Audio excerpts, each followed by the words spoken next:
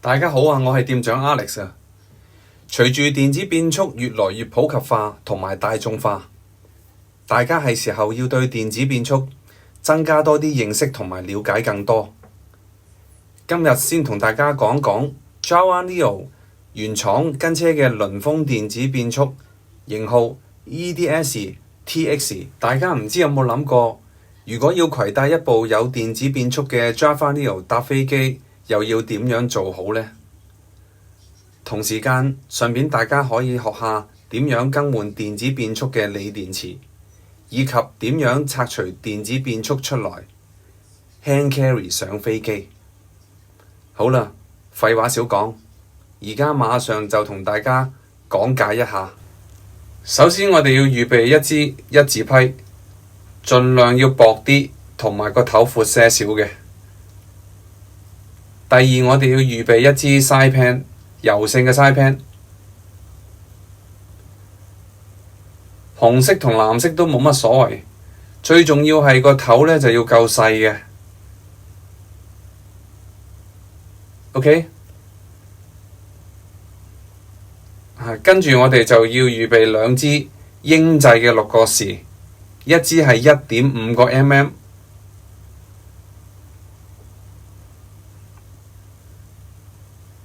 另外一支 size 係 2.5 個 mm。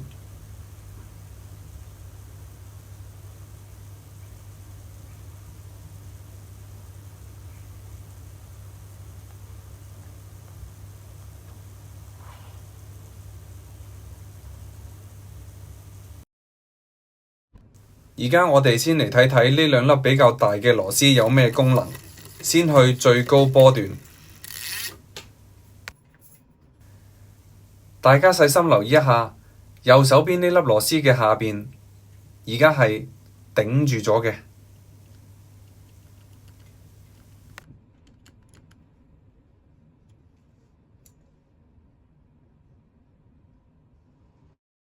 其實呢粒螺絲佢係管理最高波段嘅微調螺絲，簡稱 H。而家我哋去最低波段，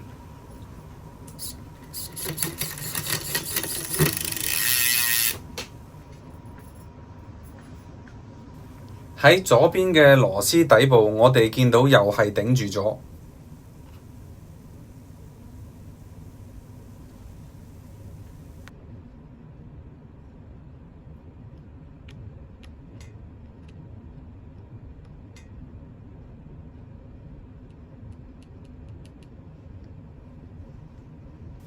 而左手邊呢一粒螺絲係管理最低波段微調螺絲，簡稱 L。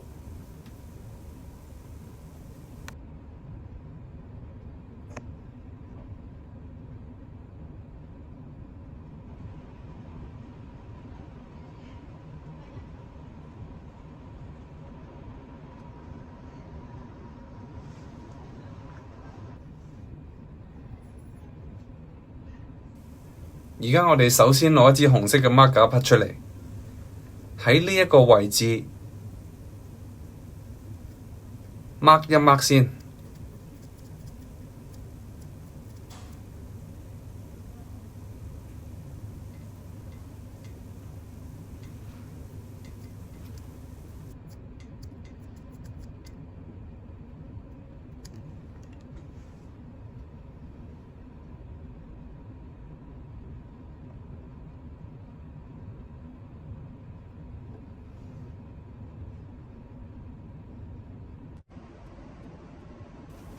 我哋而家準備一支 2.5 mm 嘅六角匙，拆咗呢兩粒螺絲先。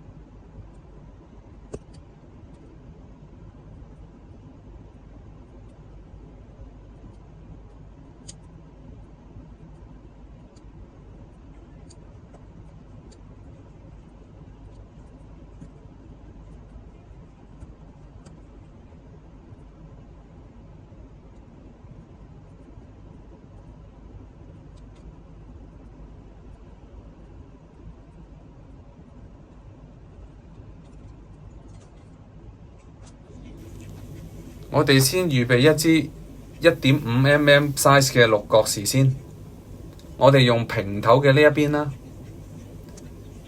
首先將其中一粒慢慢咁樣鬆開先。嗱，呢度大家有留意到，其實佢係一共有4粒嘅。呢4粒六角匙咧就相當之細嘅，咁我哋要溫柔少少啦，同埋我哋要食正咗先至去扭佢啦。咁可以確保呢粒六角匙咧就唔會俾我哋破壞咗佢啦。嗱，我哋先嚟慢慢將呢4粒螺絲輕輕將佢鬆開2下先啦。咁跟住之後，我哋就好容易會可以開得到佢噶啦。嗱，跟住我哋咧用另外一邊啦，波頭嘅呢一邊，揸住支六角匙，然之後轉下，好快就會出到噶啦。OK。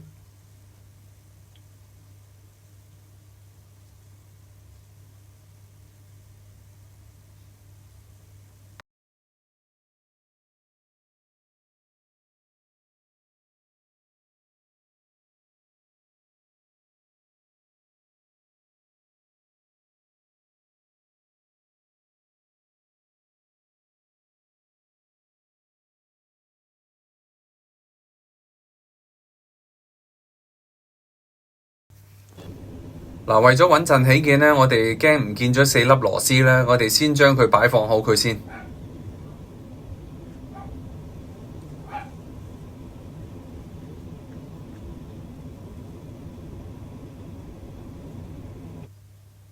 跟住我哋用隻手捏住呢個鋰電池，搖下佢，睇下有冇辦法可以掹到佢出嚟先。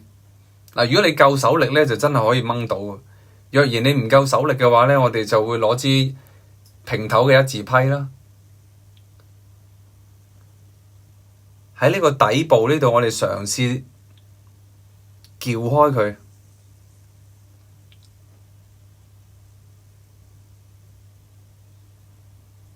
嗱，撬下，可能佢就會可以容易鬆到出嚟嘅啦。嗱，咁就出咗嚟啦。OK。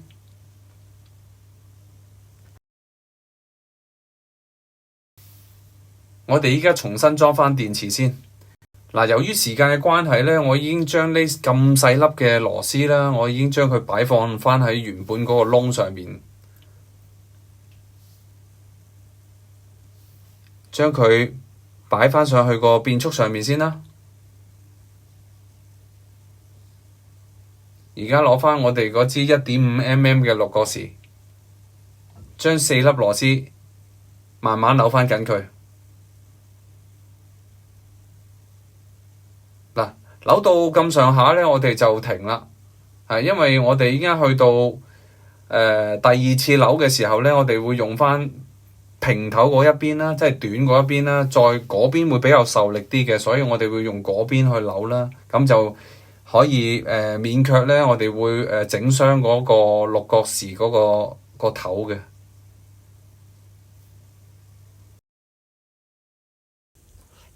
呢4粒螺絲咧，我哋扭嘅時候咧，要慢慢扭，同埋要確保扭到佢頂手，否則有可能會出現接觸不良，或者係會有入水嘅情況出現嘅，大家一定要留意。其實電池裏邊都會有防水膠邊嘅，稍後我哋會再 show 出嚟俾大家睇一睇正確嘅位置喺邊個位。頭先咧，我哋揾紅筆 mark 咗嗰2粒螺絲啦，我哋而家原本咁樣裝返落去，就可以完成㗎喇。好，2.5mm 六角匙。頭嗰幾牙我哋慢慢扭落去。啲牙食咗落去嘅時候咧，我哋就可以快少少啦。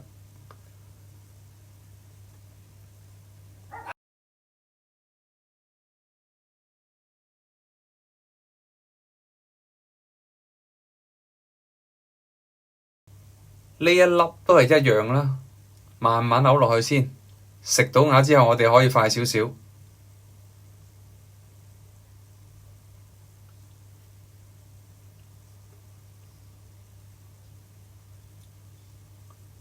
嗱，我哋再睇一睇咧，究竟我哋個位扭得準唔準啦？嗱，睇翻頭先我哋咧揾紅筆 mark 咗嘅位置，睇下需唔需要再微調一下啦。咁我哋發現右手邊呢一粒咧仲爭些少，OK 啊，而家 very good 啦，同頭先係一模一樣。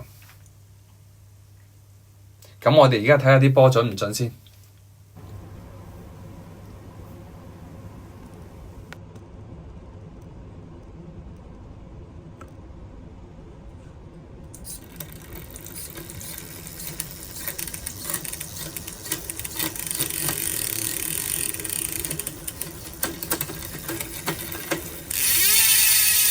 睇嚟非常之好，一切正常。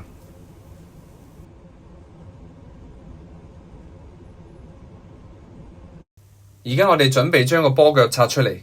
首先我哋要準備一個拆鏈扣嘅工具啦，5mm size 嘅六角匙，同埋一對手套。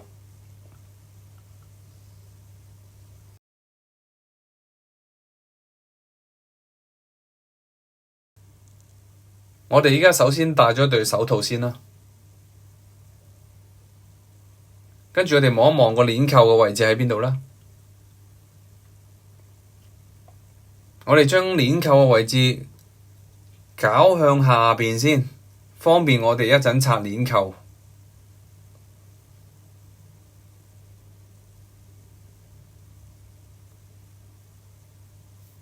同時間呢，我哋要留意到而家我哋個波段係處於第三個波個波段嘅，因為我認為第三個波段呢係最容易一陣可以裝翻條鏈嘅位嘅。咁我哋而家首先將條鏈鬆佢出嚟先啦。我哋將呢個波腳呢就向前推呢條彈弓啦，或者可以咁講叫拉直佢啦。拉直佢嗱，呢個彈弓咧個力度都相當之緊嘅，我哋有翻咁上下嘅力度 hold 住佢，跟住然之後就將呢條鏈咧慢慢攞出嚟，然之後我哋將嗰個彈弓慢慢放翻，嗱咁就 OK。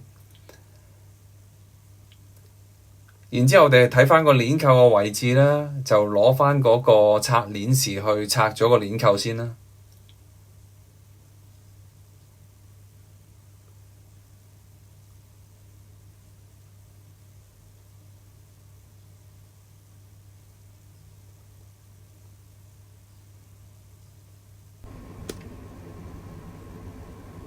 好，拆咗。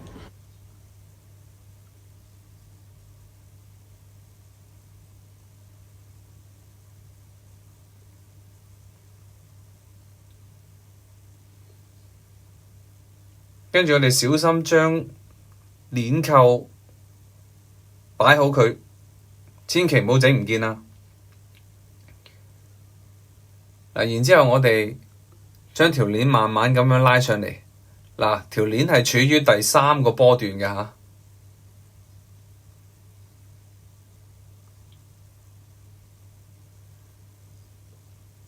第三個波段呢個好處就係第日裝翻條鏈上去呢，就相對比較容易啲嘅。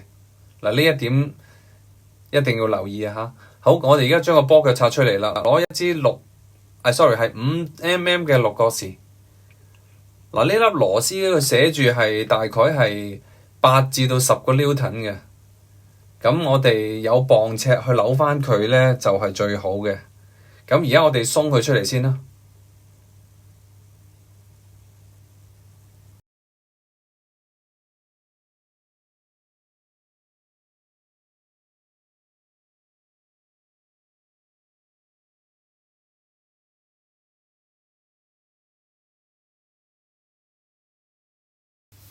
如果拆咗個波腳出嚟嘅話呢，我哋換電池就更加之方便啦，因為唔會左手左腳。咁我而家亦都示範一次，喺拆咗個波腳出嚟嘅情況底下，換電池俾大家睇一睇。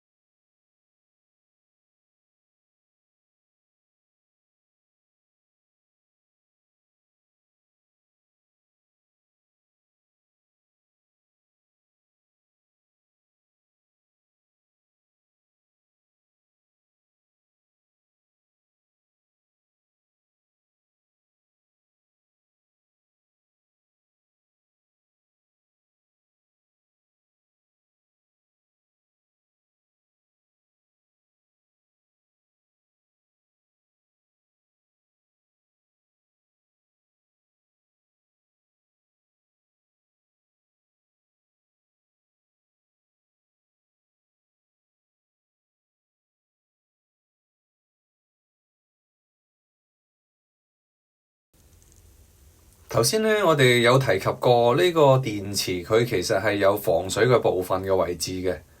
咁我哋睇一個 contact 點嗰度啦。嗱，呢個係防水嘅膠邊嚟嘅。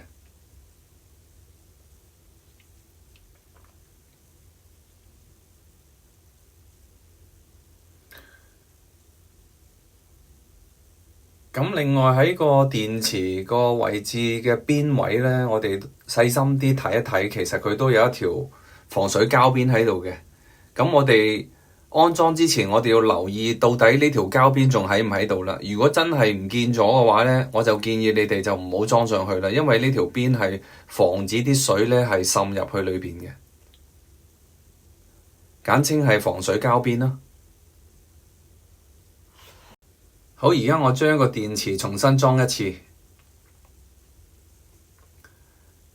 首先我哋裝返呢4粒咁細嘅六角匙螺絲上去先。嗱，呢4粒咁細嘅六角匙螺絲咧，其實就真係好容易會唔見嘅。咁我哋真係要小心處理。如果你喺個拆嘅過程之中唔見咗一粒咧，都幾麻煩。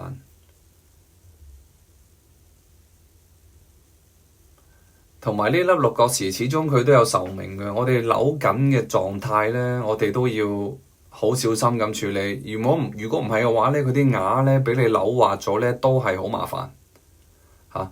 如果你個電池真係冇乜必要咧，就唔好拆開佢啦。除非你真係舊電池壞咗，咁我冇辦法啦，我真係要拆出嚟換電啦，咁你先好搞佢呢個位。否則如果你處理得唔好嘅話咧，有可能會接觸不良啊，或者係入水啊等等啦。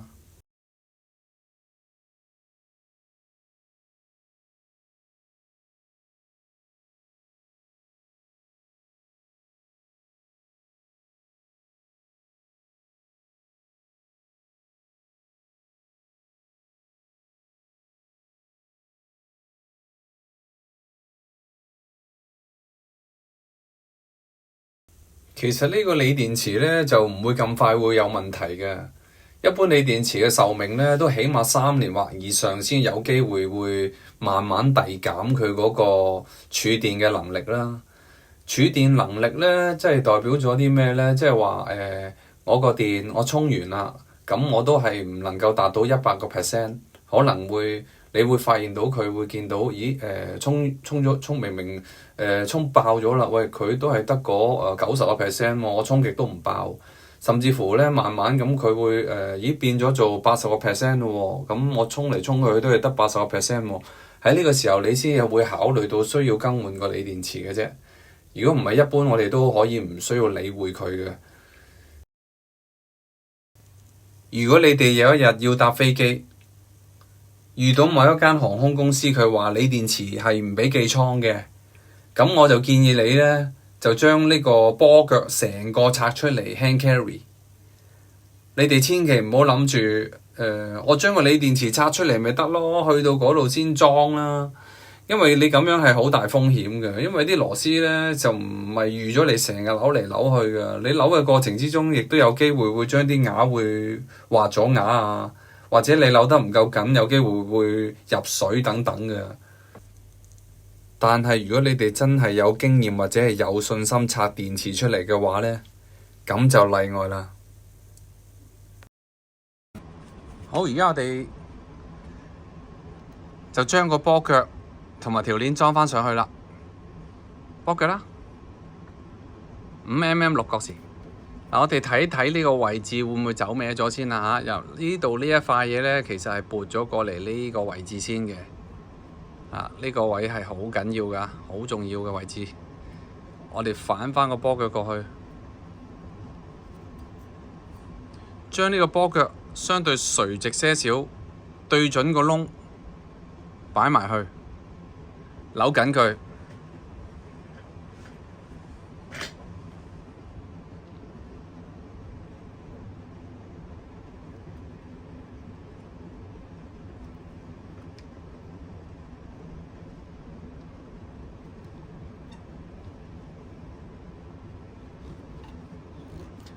慢慢扭。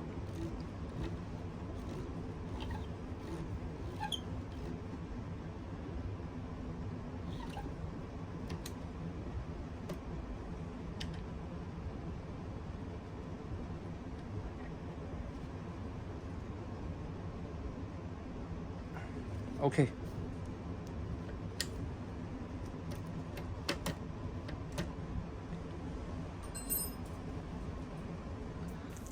為咗大家更加清楚頭先撥片嘅位置，而家我哋從後邊再拍攝一次俾大家睇一睇。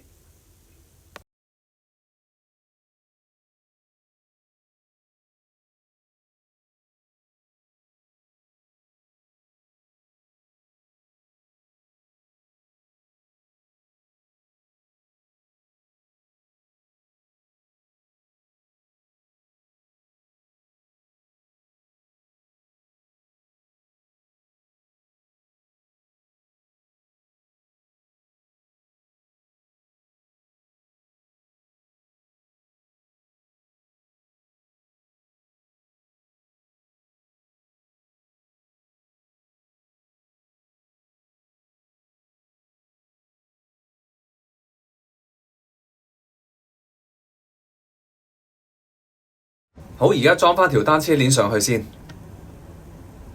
首先條單車鏈呢，我哋由上面揸住，垂直咁樣喺呢個窿嗰度，垂直咁樣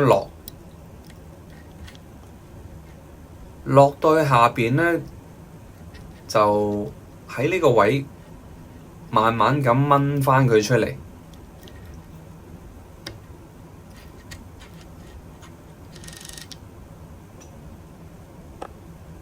咁呢個位好順㗎，大家睇到就唔會有棘位嘅，尤其是我哋下邊呢個位唔好搞錯下邊嗰位好重要嘅，出鏈嗰個位置。OK，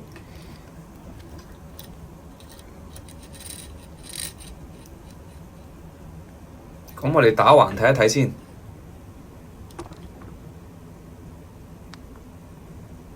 拎起條鏈。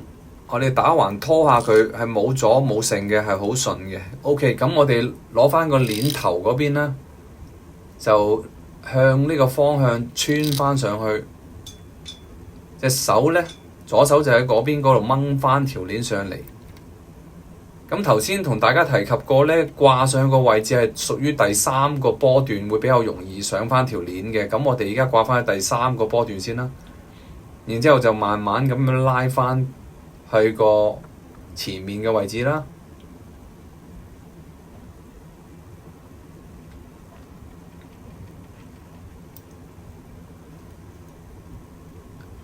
跟住我哋準備攞返個鏈扣，扣返上去。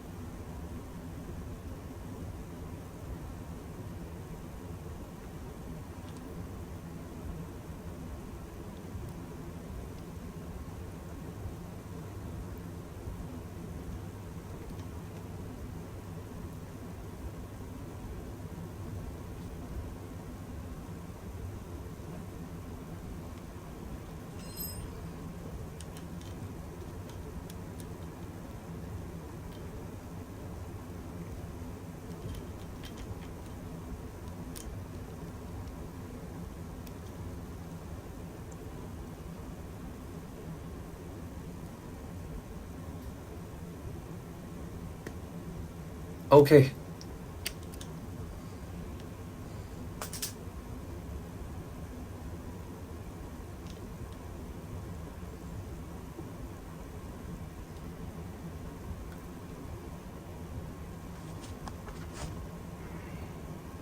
咁而家我哋將條單車鏈掛返上去啦，將個波腳呢條彈弓啦往前推啦，叫拉直啦 ，hold 住啦 ，hold 住呢個狀態，跟住我哋就再將條鏈啦慢慢攞上嚟啦，下邊從鏈柄嘅下邊位置扣上去，然之後慢慢放返波腳彈弓啦，咁就可以㗎啦。咁而家我哋慢慢睇清楚條單車鏈嘅走位方向啦。我哋由前到後慢慢睇清楚先。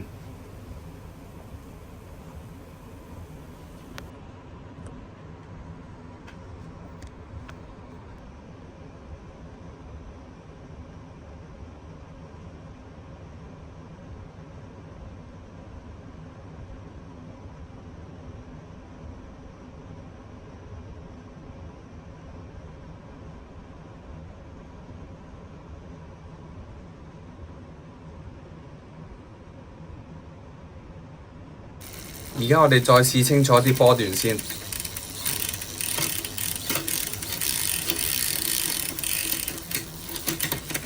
睇嚟一切 OK 正常啦。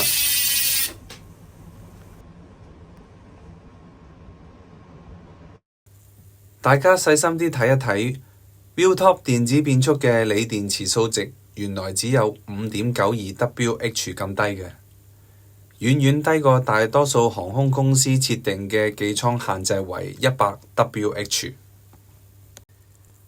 由於每一間航空公司都會有唔同嘅規條啊，小弟都係建議大家先問一問你哋將會選搭嘅航空公司，之後再決定用邊個方法去處理就最好啦。關於單車鋰電池搭飛機寄艙或者 hand carry 呢個議題，我相信大家好有興趣知道更多。或者如果大家想分享一下鋰電池寄艙或者 hand carry 嘅經驗嘅話呢，可以喺以下留言或者討論。小弟仲有最後嘅補充，關於鋰電池嘅價錢同埋購買嘅途徑。如果海外嘅客人呢，可以喺以上呢個網站購買，呢間公司可以將 Viltop 嘅鋰電池直接送貨俾你哋，而且價錢都唔係好貴。而香港嘅客人呢，就可以直接去你哋嘅單車店鋪購買，或者喺淘寶購買就可以㗎喇。如果大家喺本店購買嘅任何單車，小弟都可以幫你哋直接寄去海外。關於電子變速嘅技術問題，都可以直接 WhatsApp 我店長 Alex， 電話638335756。本店可以提供有關售後電子變速嘅基本技術支援嘅。今集我哋講到呢度先，下集我哋好快再見，拜拜。